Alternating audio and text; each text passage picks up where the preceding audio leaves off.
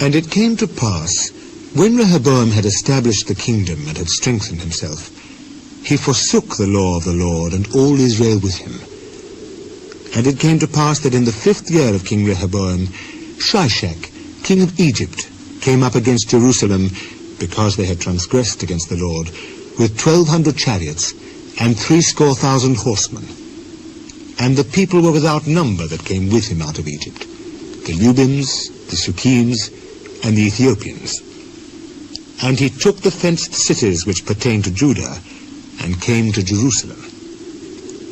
Then came Shemaiah the prophet to Rehoboam, and to the princes of Judah that were gathered together to Jerusalem, because of Shishak, and said unto them, Thus saith the Lord, Ye have forsaken me, and therefore have I also left you in the hand of Shishak.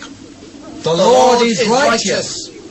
And when the Lord saw that they humbled themselves, the word of the Lord came to Shemaiah, saying, They have humbled themselves, therefore I will not destroy them, but I will grant them some deliverance, and my wrath shall not be poured out upon Jerusalem by the hand of Shishak.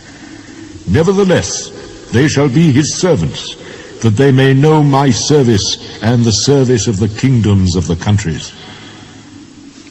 So Shishak, king of Egypt, came up against Jerusalem, and took away the treasures of the house of the Lord, and the treasures of the king's house.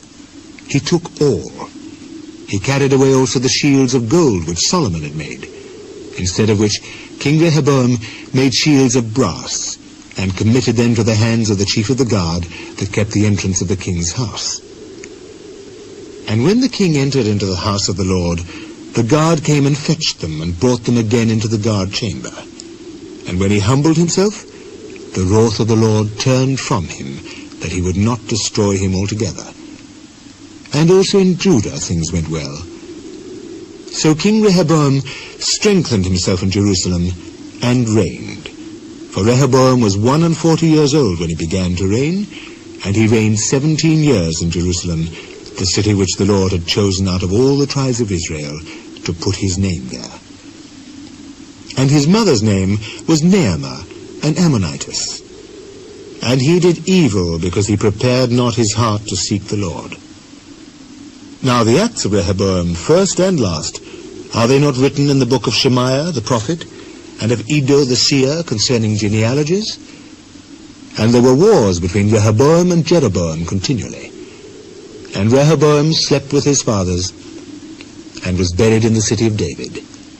And Abijah his son reigned in his stead.